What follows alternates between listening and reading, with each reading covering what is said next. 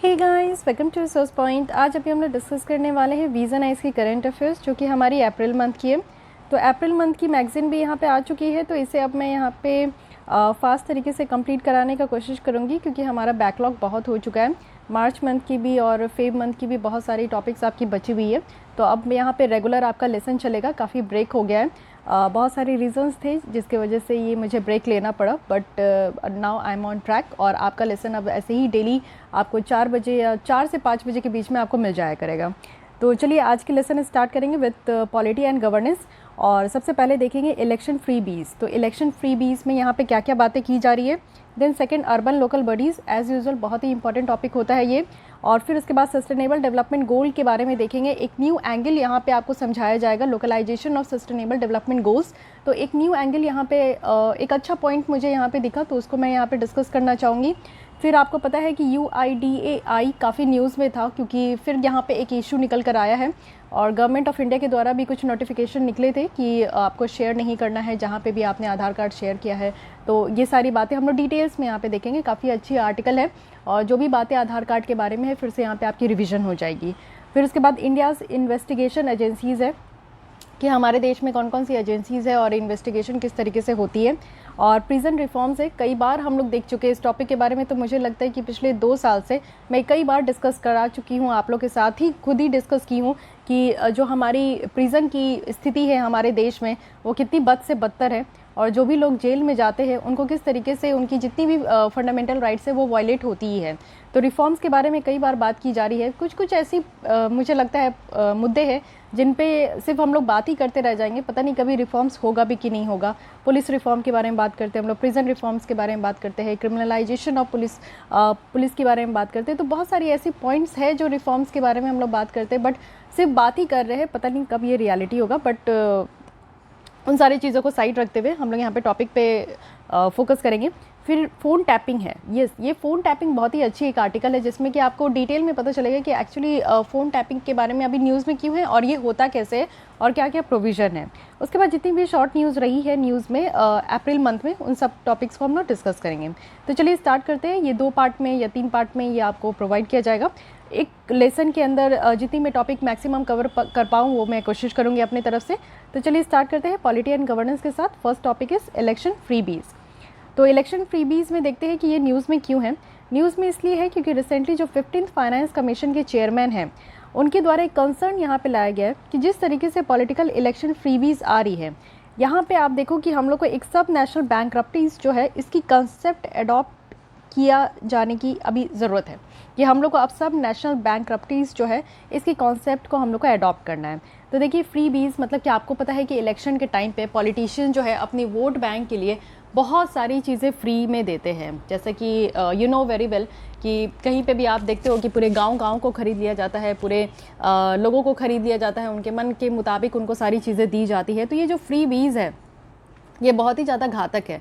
Free बीज यही है, इलेक्शन फ्री बीज जो है ऑफरिंग डिस्ट्रीब्यूशन जो इरेशनल फ्री बीज होता है, यानी कि पॉलिटिकल पार्टीज़ के द्वारा आप देखते हो कि अगर उनको वोट के लिए से बस ये कहा जाता है कि अगर आप उनको वोट दे दोगे तो आपको ये सारी चीज़ें दी जाएगी, वोट देने के बाद तो दी जाएगी, जीतने के बाद तो दी जाएगी, लेकिन उससे पहले काफ़ी कुछ डिस्ट्रीब्यूट किया जाता है, काफ़ी खर्चे करते हैं पॉलिटिकल पार्टीज़, और इसी को हम लोग फ्री बीज कहते हैं। जैसे आप देखते हो ना कि अगर ठंड का टाइम है तो ब्लैंकेट भेजते हैं, पैसे देते हैं, इवन आप देखते हो कि कुछ इलीगल सामान भी दिया जाता है, जो अल्कोहल वगैरह का कंजप्शन करते हैं तो वो सारी चीज़ें पहुंचाई जाती है, जो भी महिलाओं के हित में है वो सारा काम किया जाता है। तो इसको सब कुछ आप जो है ये फ्री बीज में काउंट कर सकते हैं।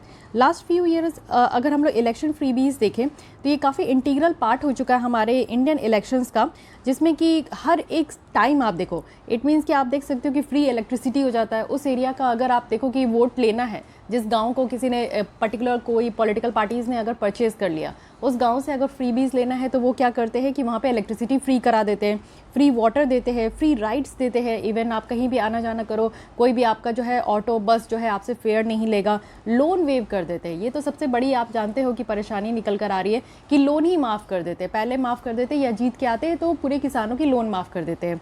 उसके बाद देखो अलाउंसेस है, लैपटॉप्स है, जितने स्टूडेंट्स हैं उनसे वोट लेने के लिए उनको लैपटॉप्स, मोबाइल, स्मार्टफोन्स, ये सारी चीज़ें डिस्ट्रीब्यूट की जाती है। तो ये आज से तो नहीं चल रहा है, ये परंपरा काफ़ी सालों से है, लेकिन अभी आप देखो कि बहुत ही ज़्यादा ये बढ़ चुका है, जिसका हमें नेगेटिव इम्पैक्ट एक अलग तरीके से देखने को मिल रहा है। तो अगर आप कुछ फ्रीबीज़ देखोगे तो कुछ फ्रीबीज़ सही भी होते हैं। जैसे आप देखो कि बहुत सारे गरीब लोग होते हैं जिनकी बेसिक नीड्स होती है, देखिए वो भी बेचारे क्या कर सकते हैं, क्योंकि वो इस देश में रहते हैं लेकिन उनको बेसिक नीड्स भी वो पूरा नहीं कर पाते। तो इस लालच में आकर जो लोग हैं ना, वो ऐसे में फंस जाते हैं। तो यही चीज़ें बताई जा रही कि कुछ जो फ्रीबीज़ है वो उनको हेल्प करता है, कुछ उनके लिविंग स्टैंडर्ड को भी बढ़ाता है। अगर आप देखो कि लोग जो है जितना कमा रहे हैं, अगर वो पानी खरीदने में पैसे दे दें, इलेक्ट्रिसिटी में पैसे दे दें, तो ये सारी चीज़ों में अगर पैसे बचते हैं तो कहीं ना कहीं वो अपने हित के लिए पैसे का यूज़ करेंगे, तो उनकी लिविंग स्टैंडर्ड इंक्रीज़ होगी, जिससे कि जो टेम्प्रेरी इश्यूज़ निकल कर आ रहे हैं, जैसे कि अनएम्प्लॉयमेंट हो गया, कॉस्ट ऑफ लिविंग, आज की डेट में जीना, सर्वाइव करना बहुत मुश्किल है, क्योंकि हर एक चीज़ महंगी हो चुकी है। आप बाज़ार निकलो तो आपके पॉकेट से पैसे ऐसे खर्च होते हैं जिसका कोई हिसाब नहीं है। तो हर एक चीज़ महंगी हो चुकी है, तो कॉस्ट ऑफ लिविंग बहुत ज़्यादा बढ़ चुका है। इकोनॉमिक इनइक्वालिटीज़ है, ऑब्वियस है कि आप हर जगह इस चीज़ को फील करते होंगे, इकोनॉमिक इनइक्वालिटीज़ को। तो ये सारी चीज़ें एग्जिस्ट करती है। सो दैट्स वाई कुछ लोगों के लिए ये जो फ्रीबीज़ है ना, वो काफ़ी हेल्पफुल होती है। बट आप देखो कि ये क्या है कि हमारे जो कहा जाता है हमारे संविधान में है, हमारे जो कानून है रिप्रेजेंटेशन ऑफ पीपल एक्ट, उसमें बात ही कही गई है कि हमारे देश में जो भी इलेक्शन होंगे वो फ्री और फेयर होंगे। बट आपको कभी लगा है कि कोई भी इलेक्शन फ्री हुआ या फेयर हुआ? दोनों में से तो कुछ भी नहीं होता। बट यही चीज़ें हमारे कानून में कही गई है, और फॉलो करने के लिए भी कहा जाता है कि everyone should follow this rule, यानी कि free and fair election. But ये तो होता नहीं। हम लोग कहते हैं कि हम लोग डेमोक्रेटिक कंट्री में हैं, लोकतांत्रिक देश में हैं, जहाँ पे free and fair election should be held, but ऐसा होता नहीं है। ठीक है, तो ये भी प्रॉब्लम है कि फ्री एंड फेयर करने के चक्कर में हमें ये सारी चीज़ों को कहीं ना कहीं टैकल करना होगा। अब थोड़ा बहुत ये समझते हैं, यहाँ पे एक वर्ड निकल कर आया, सब नेशनल बैंकरप्टीज। तो सब नेशनल बैंकरप्टी कहने का मतलब क्या है?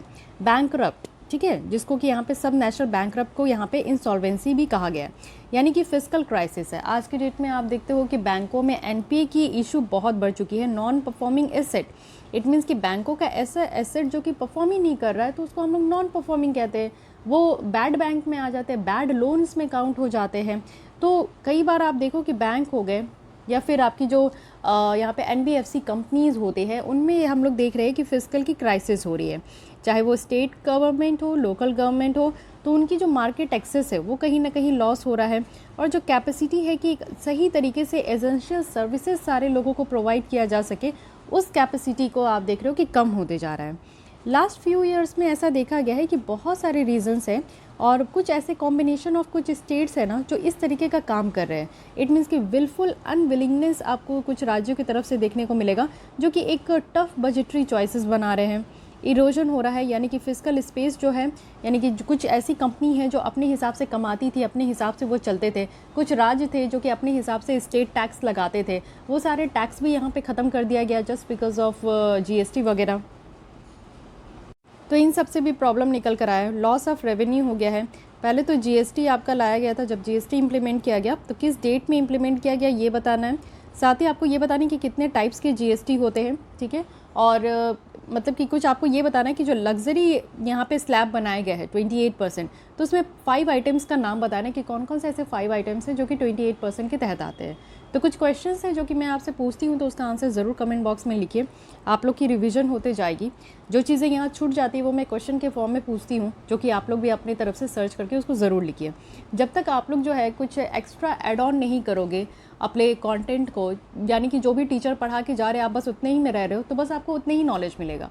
आप थोड़ा सा अपने हिसाब से भी उसको ऐड ऑन करने का कोशिश कीजिए, कुछ गूगल कीजिए, सर्च कीजिए, तब क्या होता है कि एक टोटल तरीके से, पूरी तरीके से आपकी कोई टॉपिक कंप्लीट हो पाएगी। ओके, तो थोड़ा मैं यहाँ पे हेल्प करूँ, थोड़ा आप यहाँ पे हेल्प करो, तो इससे क्या होगा कि एक हॉलिस्टिक अप्रोच के साथ हम लोग यहाँ पे किसी लेसन को कंप्लीट कर पाएंगे।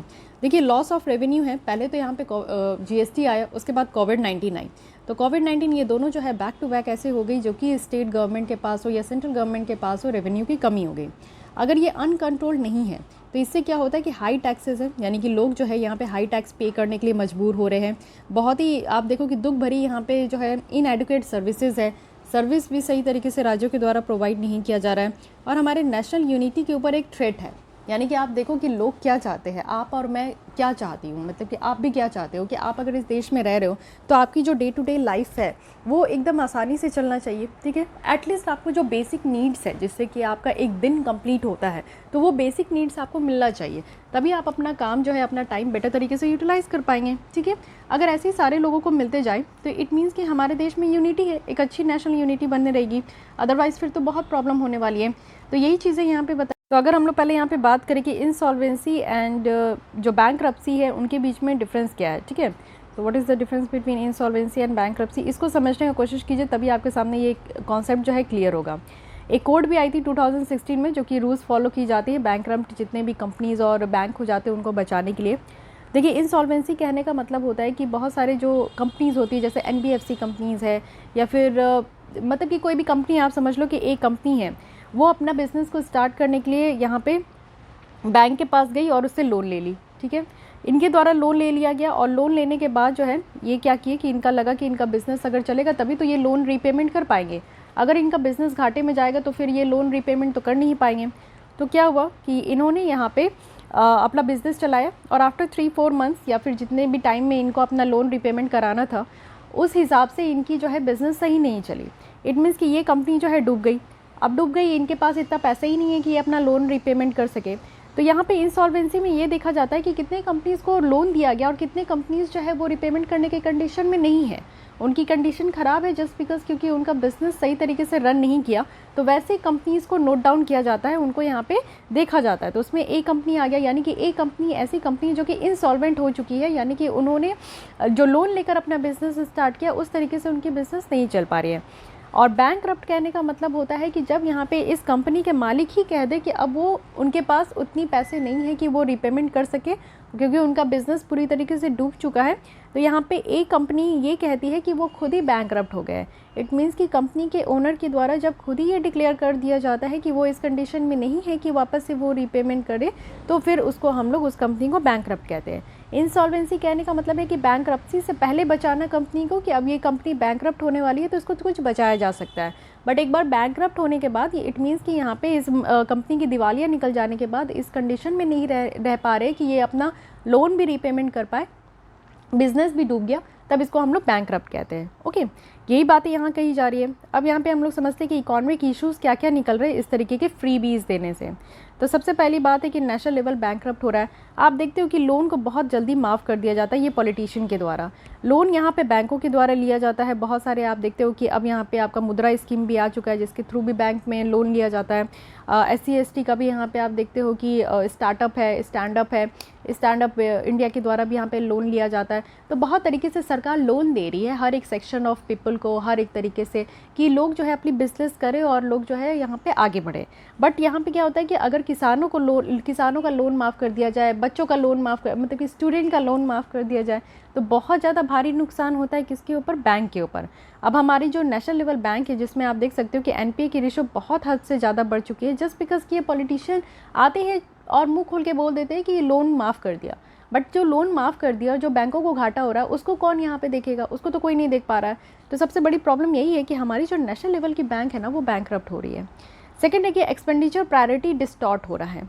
जो खर्च करने का प्रायोरिटी है, आप देखते हो कि सबसे पहले जो प्रायोरिटी सेक्टर लेंडिंग होती है, PLS यहाँ पे बैंक में फॉलो किया जाता है कि कुछ कुछ ऐसे सेक्टर है जहाँ पे प्रायोरिटी बेसिस पे लोन देना है।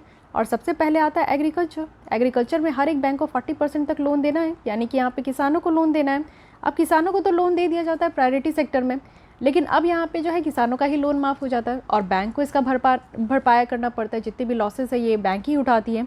इट मीन्स कि जो खर्चे करने की प्रायोरिटीज़ है ना, वो यहाँ पे आपका डिस्टॉर्ट हो रहा है। पहले हम लोग यहाँ पे अभी तक आप देखो PSL के तहत ही यहाँ पे लोन दिया जाता है, बट कहीं ना कहीं लग रहा है कि इसको चेंज करना होगा। थर्ड है कि सब ऑप्शनल इंफ्रास्ट्रक्चर डेवलपमेंट। आप देखो इंफ्रास्ट्रक्चर डेवलपमेंट जो है वो सही तरीके से नहीं हो पाता है।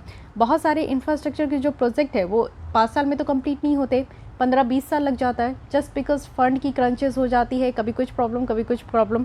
तो जो इंफ्रास्ट्रक्चर की भी जो प्रोजेक्ट है ना, उसके लिए भी आप देखो बैंकों के द्वारा लोन लिया जाता है।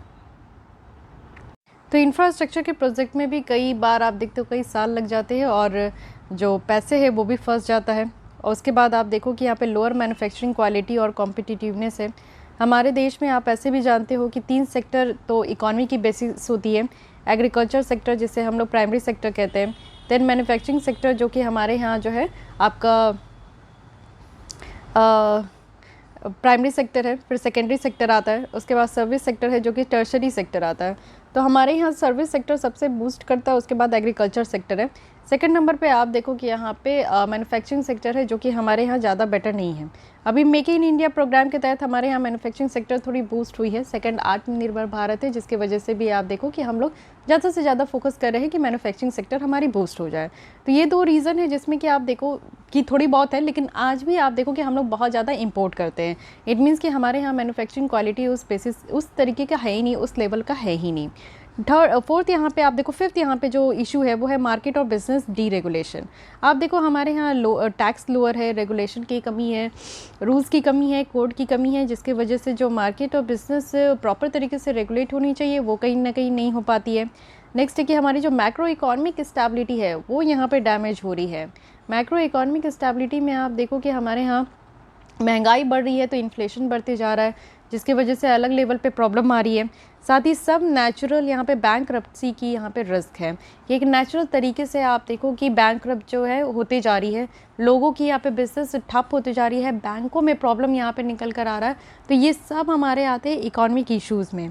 अब ये समझते हैं कि फ्रीबीज़ देना कहीं ना कहीं एक पॉजिटिव पॉइंट है, लेकिन नेगेटिव इम्पैक्ट भी फ्रीबीज़ का बहुत ज़्यादा हो रहा है। तो क्या है, सबसे पहले तो इकोनॉमिक इश्यूज़ हमने देख लिया कि इतना जो फ्रीबीज़ दिया जाता है जिसके कारण हमें इतनी सारी प्रॉब्लम झेलनी पड़ रही है। तो फ्रीबीज़ जो है ये ह्यूज ड्रेन है स्टेट एक्सचेंजर का, जो कि हमारे फिजिकल बैलेंस को, मैक्रो इकोनॉमिक स्टेबिलिटी को यहाँ पे अफेक्ट करता है। साथ ही साथ अगर हम लोग debt to GDP ratio Punjab की देखें जो कि 53% थी 2021-22 में, क्योंकि हाई सब्सिडी बर्डन था। सब्सिडी बहुत ज़्यादा दिया जाता है। सब्सिडी क्या होता है? सब्सिडी आप देखो, जब गैस सिलेंडर आप परचेज़ करते हो तो 1000 का है। इसमें क्या होता है कि आफ्टर सम डेज आपके अकाउंट में 200 वापस आ जाता है। इट मीन्स कि सरकार कहती है कि आप 1000 में ख़रीद लो, हम लोग जो है सब्सिडी दे देते हैं। इट मीन्स कि आपको यहाँ पे गैस सिलेंडर 800 रुपीज़ में ख़रीदना है, ठीक है। तो हाई सब्सिडी है, यानी कि 1000 में आप कहीं ख़रीद रहे हो तो पंजाब में अगर आप देखोगे तो हाई सब्सिडी कहने का मतलब है कि यहाँ की सरकार जो है 300 रुपीज़ यहाँ पे आपको सब्सिडीज़ दे रही है। तेलंगाना में भी आप देख सकते हो कि यहाँ पे 35% रेवेन्यू रिसिप्ट है। ऑलमोस्ट 63% जो है स्टेट का अपना खुद का टैक्स रेवेन्यू है, कि जिससे कि वो जितनी भी स्कीम है, जो स्टेट की जो स्कीम है वो फाइनेंस कर पाते हैं, ठीक है। तो यहाँ पे आप जानते हो कि बहुत सारी ऐसी स्कीम होती है जो कि सेंट्रली स्पॉन्सर्ड स्कीम है, जो कि सेंट्रल के द्वारा स्पॉन्सर किया जाता है, और सेंट्रल सेक्टर स्कीम होती है जो कि 100% फंड जो है सेंट्रल गवर्नमेंट के द्वारा दिया जाता है। तो इसलिए सेंट्रली स्पॉन्सर्ड स्कीम में खर्चे तो यहाँ पे स्टेट गवर्नमेंट के द्वारा भी करना होता है। तो इसलिए यहाँ पे बहुत सारे जो है आप देख सकते हो कि तेलंगाना के द्वारा कमिट किया गया कि 35% तो रेवेन्यू रिसिप्ट करना ही है, और 63% स्टेट का अपना ओन टैक्स रेवेन्यू है, यानी कि टैक्स उससे रेवेन्यू आएगा ही आएगा। तो ये सब प्रॉब्लम देखने को मिल रहा है कि इकोनॉमिक इशूज़ है। सेकंड, पॉलिटिकल इश्यूज़ अगर हम लोग देखें तो आर्टिकल 14 हमारे संविधान में है, जिसमें कि ये कहा गया है कि इक्वालिटी बिफोर लॉ, कानून के सामने सब बराबर है, ठीक है। तो एक लेवल प्लेइंग फील्ड भी होना चाहिए कि हर एक लोग जो भी तरीके का बिजनेस कर रहे हैं उसमें एक लेवल प्लेइंग फील्ड होना चाहिए। लेकिन अगर लेवल प्लेइंग फील्ड अगर हम लोग देखें तो पॉलिटिकल पार्टीज़ में ही होनी चाहिए, लेकिन यहाँ पे वो चीज़ नहीं देखने को मिलता है। जिस पॉलिटिकल पार्टीज़ के पास ज़्यादा पैसा है तो वो ज़्यादा खर्च करते हैं, यानी कि उनके पास जो है ज़्यादा वोट आता है। जिस पॉलिटिकल पार्टीज़ के पास पैसे नहीं है तो वो खर्च नहीं कर पाते, और उसका अल्टीमेटली रिजल्ट यही होता है कि वो इलेक्शन नहीं जीत पाते, है कि नहीं। सोशियो साइकोलॉजिकल इश्यूज़ अगर हम लोग देखें तो जिस तरीके से इकोनॉमिक डिसीजन डिस्टॉर्ट हो रहा है, इससे आप देखो इक्विटी और फेयरनेस की यहाँ पे कमी देखने को मिल रही है, जिससे कि बहुत सारे जो यहाँ पे सोशियो साइकोलॉजिकल इश्यूज़ है, जैसे कि हमारा जो एफर्ट्स है वो कम हो रहा है, लेजीनेस निकल कर आ रहा है, सोशल कोहेजन में थ्रेट है, आपस में ही लोग भिड़ते जा रहे हैं, साथ ही आर्टिफिशियल डिवाइड्स होते जा रहा है कि क्या करना चाहिए क्या नहीं करना चाहिए। ये सारी चीज़ें हैं कि फ्रीबीज़ में आपको यहाँ पे डिवीज़न देखने को मिलेगा। इन्वायरमेंट पॉइंट ऑफ व्यू से अगर हम लोग देखें तो जो फ्रीबीज़ है उसके कारण अनसस्टेनेबल प्रैक्टिस जो है वो प्रमोट हो रहा है, यानी कि सरकार जो है ये गलत तरीके का काम करने के लिए भी प्रमोट करती है, और जो इन्वायरमेंटली सस्टेनेबल प्रैक्टिस है उससे वो दूर जा रहा है। जैसे आप देखो कि फ्री इलेक्ट्रिसिटी है, फ्री इलेक्ट्रिसिटी से क्या हो रहा है कि यहाँ पे जो फार्मर्स को इंसेंटिव्स देना है वो कम हो रहा है, डोमेस्टिक हाउस होल्ड का यहाँ पे जो है खर्चे कम हो रहे हैं, जो कि सोलर पैनल को इंस्टॉल करना और अडॉप्ट करना ज़्यादा से ज़्यादा यहाँ पे पब्लिक ट्रांसपोर्ट सिस्टम, तो ये सारी चीज़ें यहाँ पे घट रही है। क्योंकि सरकार का तो यहाँ पे नियम है कि रिन्यूएबल एनर्जी पे ज़्यादा फोकस करना है, ठीक है। और रिन्यूएबल एनर्जी जो कि हमारे सस्टेनेबल डेवलपमेंट गोल के अंदर आता है और इन्वायरमेंटली ये सस्टेनेबल है। सोलर पैनल जो है हर एक कमर्शियल बिल्डिंग में होना चाहिए और उससे जो सूरज की रोशनी से जो यहाँ पे इलेक्ट्रिसिटी जनरेट हो रहा है उसको यहाँ पे हम लोग यूज़ करें। लेकिन अगर फ्री इलेक्ट्रिसिटी आप घर पे दे दोगे तो किसको क्या फ़र्क पड़ता है, कोई क्यों यहाँ पे सोलर पैनल लगाएगा और सोचेगा कि इन्वायरमेंटली सस्टेनेबल होना है। तो ये सारी चीज़ें नहीं हो पा रही है। तो यही बात है कि फ्री बीज जो है कहीं ना कहीं ये डैमेज भी कर रहा है। अब देखते हैं कि चेक करते हैं फ्री बीज पॉलिसीज़ क्या क्या इलेक्शन कमीशन ऑफ इंडिया के द्वारा यहाँ पे स्टेप्स लिया गया है। अगर हम लोग अपने भारत में देखें तो फ्री और फेयर इलेक्शन यहाँ पे कंडक्ट करने का पूरा रिस्पॉन्सिबिलिटी जो होता है वो इलेक्शन कमीशन ऑफ इंडिया के पास होता है, ठीक है। एक यहाँ पे आपका केस है Subramaniam Balaji versus state of Tamil Nadu. यहाँ पे सुप्रीम कोर्ट के द्वारा ये ऑब्जर्व किया गया था कि कुछ लैक ऑफ प्रोविज़न है और यहाँ पे इलेक्शन कमीशन ऑफ इंडिया को डायरेक्ट भी किया गया कि कुछ गाइडलाइंस ऐसा आप फ्रेम करो ना जिससे कि जो भी फ्रीबीज़ है उसको चेक कर सके। इट मीन्स कि यहाँ पे जो भी फ्री इलेक्ट्रिसिटी, फ्री वाटर्स, ये सारी चीज़ें जो प्रोवाइड किया जा रहा है पॉलिटिकल पार्टीज़ के द्वारा, इन सारी चीज़ों को चेक किया जा sके। साथ ही हम लोग यहाँ पे इंश्योर कर सके इलेक्टोरल प्रोसेस इंटीग्रिटी को।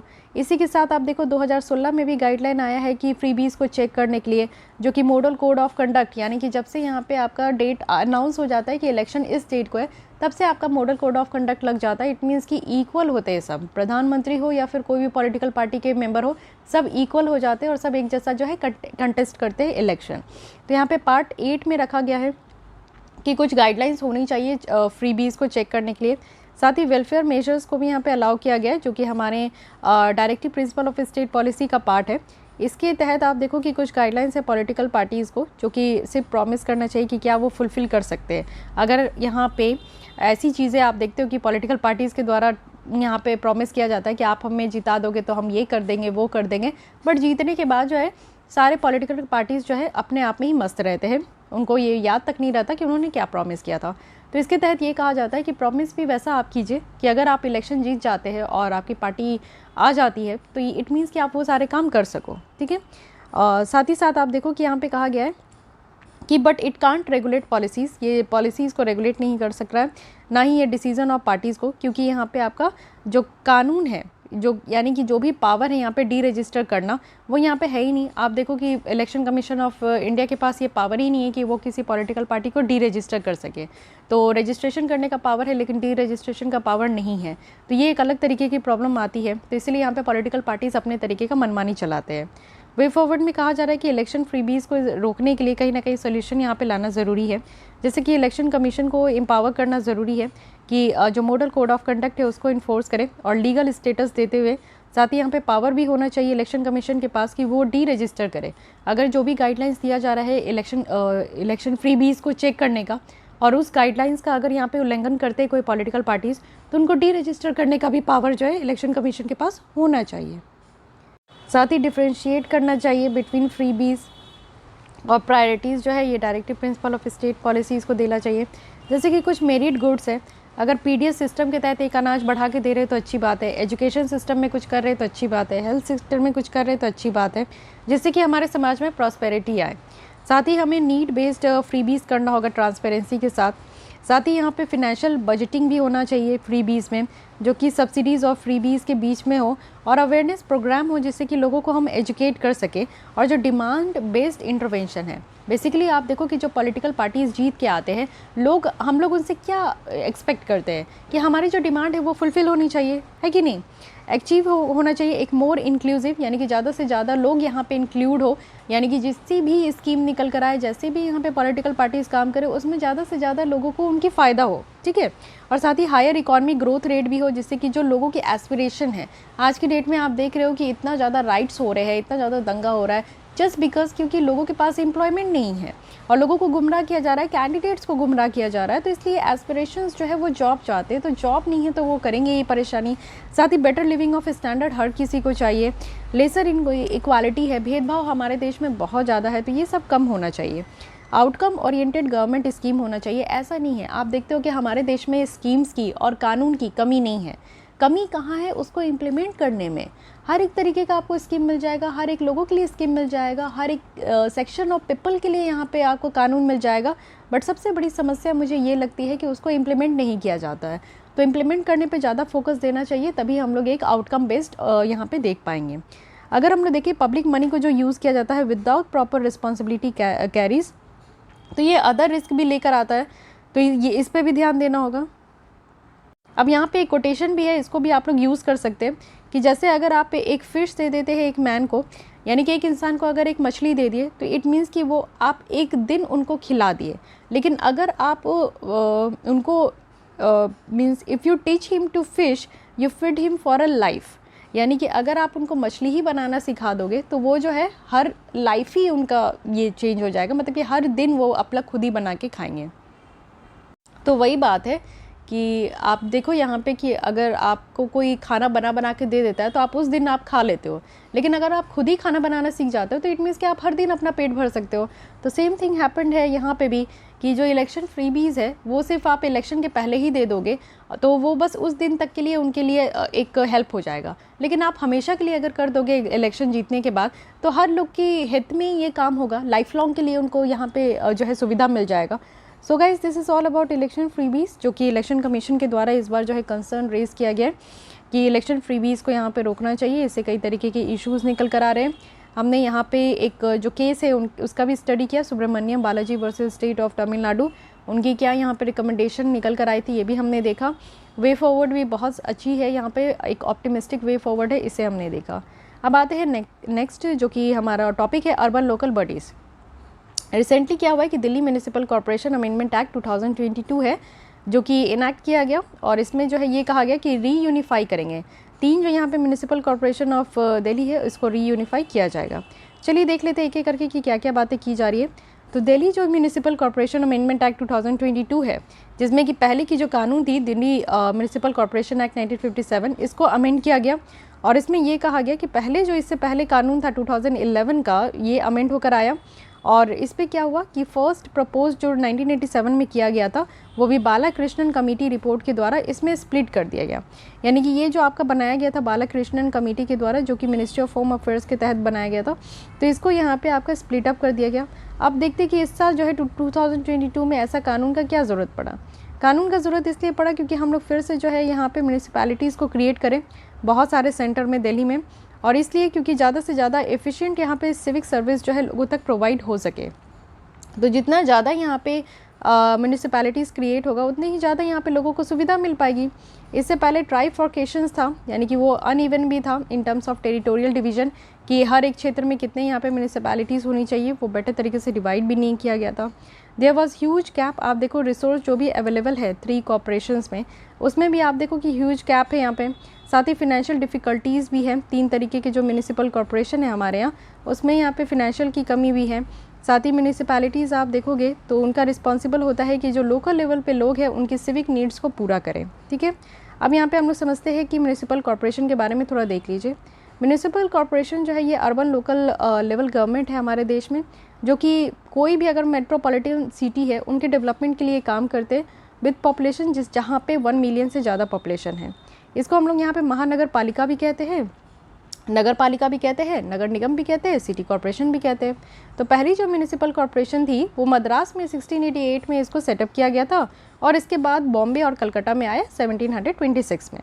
इनका सोर्सेज ऑफ रेवेन्यू क्या है? इनका सोर्सेज ऑफ रेवेन्यू आप देख सकते हैं कि प्रॉपर्टी टैक्स है, वाटर टैक्स है, यानी कि प्रॉपर्टी टैक्स लगा के पैसा लेते हैं, वाटर टैक्स आता है, प्रोफेशन टैक्स है, ड्रेनेज टैक्स है, और कुछ जो यहाँ पे फिक्स्ड एड है यानी कि स्टेट गवर्नमेंट के द्वारा भी फिक्स किया गया है, तो उस तरीके का मदद भी यहाँ पे म्यूनिसिपल कॉर्पोरेशन को मिलता है।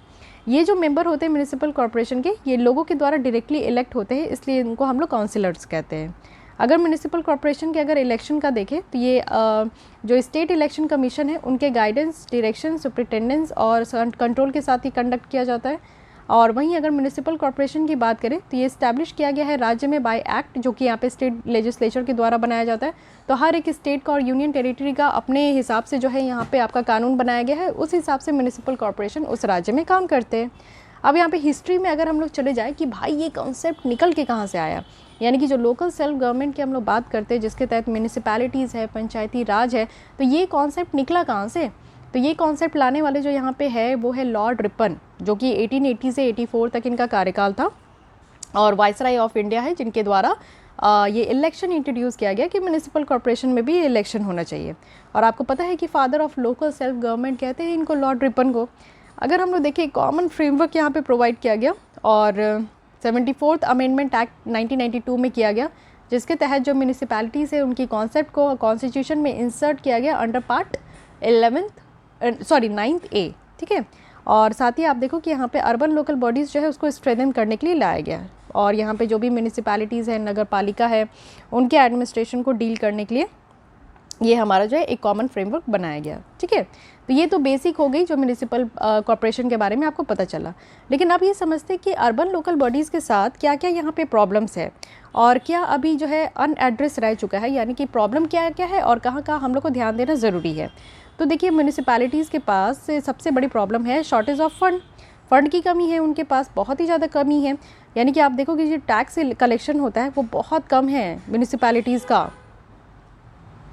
फर्दर आप देखो, स्टेट फाइनेंस कमीशन जो है इसको भी यहाँ पे रेगुलरली आपका बनाया नहीं जाता हर एक स्टेट में। जो पुअर फाइनेंस है बिहार के अर्बन लोकल बॉडीज़ का, ये इसलिए है क्योंकि यहाँ पे ग्रांट रिलीज़ करने में बहुत लेट कर देते हैं स्टेट गवर्नमेंट। साथ ही इनएडिक्वेट है, यानी कि कैसे फ़ंड को जो है बंटवारा करना है ये भी यहाँ पे सही तरीके से नहीं है। सेकेंड प्रॉब्लम है कि अनप्लान्ड अर्बनाइजेशन है। आप देखते हो शहरीकरण तो बढ़ते ही जा रहा है, सब लोगों का यही सपना है कि शहर चलते हैं और शहर चल के जो है वहाँ पे अच्छी जॉब मिलेगी, अच्छी स्टैंडर्ड ऑफ लाइफ होगी, बट हालांकि ये बहुत कम होता है। बट फिर भी आप देखो अर्बनाइजेशन हो रहा है, लेकिन अनप्लान्ड अर्बनाइजेशन है हमारे यहाँ। म्यूनिसिपल सर्विस आप देखोगे ना, तो जिस तरीके से लोगों की नीड बढ़ते जा रही है, हमारी पॉपुलेशन बढ़ रही है, उस हिसाब से पॉपुलेशन जितनी बढ़ रही है उससे ज़्यादा बढ़ रही है उनकी डिमांड, उनकी ज़रूरत है, लेकिन उसको फुलफ़िल हमारी जो है म्यूनिसिपल सर्विसेज नहीं कर पा रही है। साथ ही आप देखो कि दिल्ली एनसीआर वाले रीजन में हर कोई जो है दिल्ली चलो का नारा लगा के दिल्ली चले जाते हैं, लेकिन वहाँ पे बेसिकली प्रॉब्लम होता है म्यूनिसिपल कॉर्पोरेशन को। नेक्स्ट आप देखो, एक्सेसिव स्टेट कंट्रोल है, फंक्शंस जो कि यहाँ पे डिवॉल्व नहीं है। मेयर ऑफिस है जो कि यहाँ पे सेरेमोनियल पोजीशन है यहाँ पे, कि किसी किसी सेरेमनी में ही मेयर्स जो है वो आपको देखने को मिलेगा।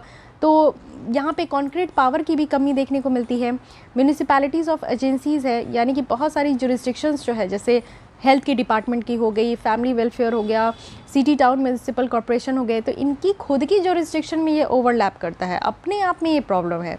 बैंगलोर में आप देखो तो यहाँ पे मिक्स है, यानी कि प्राइमरी हेल्थ सेंटर हो गया जो कि यहाँ पे बृहद बेंगलुरु महानगर पालिका के द्वारा इसको ऑपरेट किया जाता है। साथ ही साथ स्टेट यहाँ पे department of health and family welfare के द्वारा ये इसको आपका ऑपरेट किया जाता है। तो ये चीज़ें यहाँ पे मिक्स है, ठीक है। तो यही चीज़ें प्रॉब्लम हो रही है दिल्ली में भी। ह्यूमन रिसोर्सेज की कमी है, यानी कि अनट्रेंड मैन पावर है। म्यूनिसिपैलिटीज़ में जितने लोग हैं उनको ज़्यादा से ज़्यादा यहाँ पे ट्रेनिंग नहीं दी गई, नॉलेज की कमी है, क्वालिफाइड जो टेक्निकल स्टाफ है उनकी कमी है, मैनेज करने वाले जो सुपरवाइज़र होते हैं उनकी कमी है। तो अगर ये सारी चीज़ अच्छी तरीके से नहीं होंगे, लोग यहाँ पे सही तरीके से नहीं आएंगे, तो ऑब्वियस है कि वो जो पब्लिक सर्विस डिलीवर कर रहे हैं वो भी सही तरीके से नहीं होगा। इनपुट अच्छा नहीं है तो आउटपुट कैसे अच्छा होगा, है कि नहीं। इरेगुलर इलेक्शन है, टाइम पे इलेक्शन भी नहीं हो पाता है, और जो डिसेंट्रलाइजेशन गवर्नेंस है उसका भी गोल यहाँ पे जो है घातक है, यानी कि गोल वो भी हम लोग पूरा नहीं कर पा रहे। डिसेंट्रलाइजेशन कहने का मतलब ही यही है कि आप हमारे देश में देखो कि एक सेंट्रल गवर्नमेंट है, उसके साथ हमारे यहाँ 28 स्टेट्स है, तो 28 स्टेट में आपको स्टेट गवर्नमेंट देखने को मिलेगा। हर एक राज्य में म्यूनिसिपैलिटीज़ और पंचायत को लोकल गवर्नमेंट के फॉर्म में यहाँ पे आपका बनाया गया है, तो इसमें भी आपको गवर्नमेंट देखने को मिलते हैं, यानी कि एक जगह काम नहीं हो रहा, काम पूरी तरह का डिस्ट्रीब्यूटेड है। ओके, अब वे फॉरवर्ड में कहा जा रहा है कि हम लोग को फंक्शन को डिवॉल्व करना है। इफेक्टिव डिवोल्यूशन फंक्शंस का जो है वो 74th अमेंडमेंट एक्ट के थ्रू रखा गया है, और म्यूनिसिपैलिटीज़ को जो है एक स्वतंत्रता दी गई है, पावर दिया गया है। मेयर्स ऑफिस भी आप देखो कि आज की डेट में बहुत ज़्यादा ज़रूरत है, देखते ये कब हो पाता है। ह्यूमन रिसोर्स कैपेसिटी भी बिल्डअप करने की ज़रूरत है, यानी कि हमारा जो फंक्शंस है वो भी डिलीवर हो एफिशिएंटली, इफेक्टिवली तरीके से। और साथ ही साथ हमें जो है अकाउंटेबिलिटी की ज़रूरत है, यानी कि जो अकाउंटेबिलिटी है वो इंश्योर होना चाहिए। जितने भी इलेक्टेड रिप्रेजेंटेटिव्स है, रोबोस्ट बाय लॉज, और जो कॉर्पोरेशन का काम है, प्रोसीजर रूल्स है, ये सब भी यहाँ पे बेटर तरीके से होना चाहिए। साथ ही कहा जा रहा है कि हमें सिटीज़ को फिनेंशियली इंडिपेंडेंट करने की ज़रूरत है, बहुत ज़्यादा ज़रूरत है कि रेवेन्यू इंक्रीज़ हो, सिटी गवर्नमेंट भी जो है अपनी जो कवरेज है उसको इंक्रीज़ करे, एफिशिएंसी इंक्रीज़ करे टैक्स कलेक्शन में, ठीक है। मुंबई आप देखो एकमात्र ऐसा एग्जाम्पल है पूरे सिटी में जहाँ पे पावर जो है वो सैंक्शन किया गया है वार्ड कमेटी को। तो इस तरीके का हमें एग्जाम्पल जो है दूसरे शहर से सीखना चाहिए। साथ ही एक्टिव सिटीजन पार्टिसिपेशन होनी चाहिए। जब तक सिटीजन जो है अपनी डिमांड को रेज़ नहीं करेंगे, अवेयरनेस नहीं फैलाएंगे, तब तक जो है उनकी डिमांड पूरी नहीं होने वाली है। तो आज की डेट में आप देखो कि लोग यहाँ पे दंगा पे उतर आए हैं जितने कैंडिडेट हैं, क्योंकि अवेयर्ड है, तो उनको समझ में आ रहा है कि उनके साथ गलत हो रहा है, तो सिटीजन पार्टिसिपेशन भी बहुत ज़्यादा ज़रूरत है।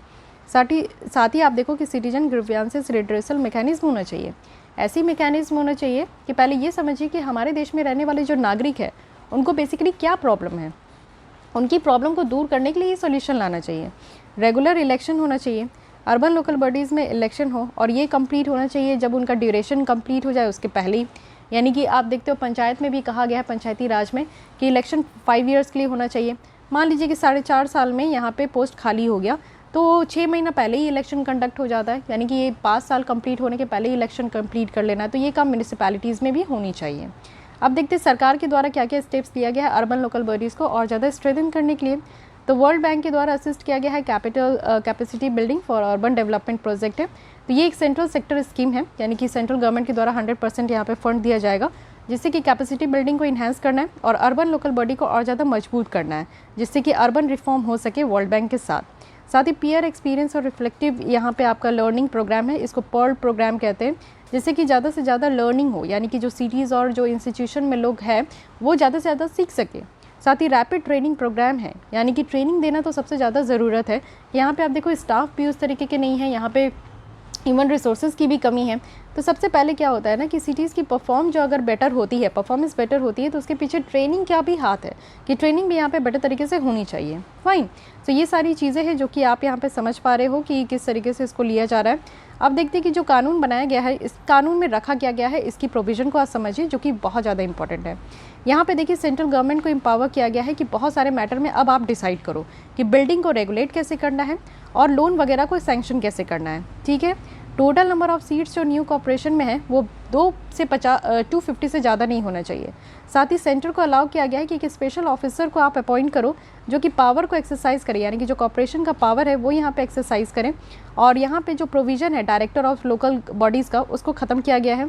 साथ ही एक ई गवर्नेंस सिस्टम जो सिटीजन सर्विस के लिए सिटीजन सर्विस को प्रोवाइड करे, ये इस्टेब्लिश करना है। और ई गवर्नेंस होना चाहिए, यानी ऑनलाइन ऐसी सर्विस प्रोवाइड करना है जो कहीं से भी कभी भी जो है वो हो सके, जिससे कि लोगों को अगर कोई भी चीज़ की ज़रूरत हो तो उसको जो है कहीं से भी कभी भी उनको प्रोवाइड किया जा सके।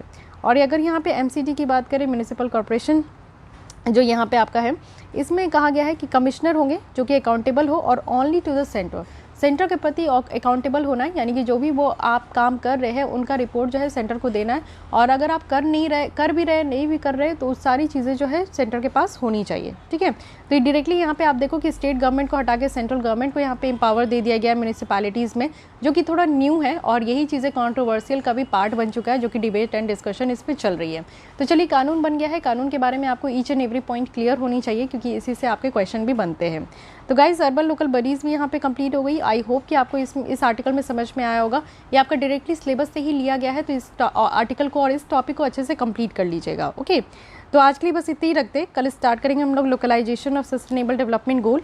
तो आप लोग अगर डेली बेसिस पे विजन आईएएस की जो मैगजीन है, अगर उसको आप लोग कंप्लीट करना चाहते हो विद डिटेल डिस्कशन, तो हमारे साथ जुड़ सकते हो हमारे चैनल को सब्सक्राइब करके। और अगर आपको ये लेसन अच्छी लगती है, थोड़ी भी हेल्पफुल लगती है कि आपको कोई भी टॉपिक समझने में आसानी हुई है, तो उसके लिए बस लाइक कर दीजिए और जुड़े रहिए हमारे साथ। डेली बेसिस पे आपको ये वीडियोज़ देखने को मिलेंगे। आज के लिए बस इतना ही, मिलती हूँ कल, तब तक के लिए थैंक यू।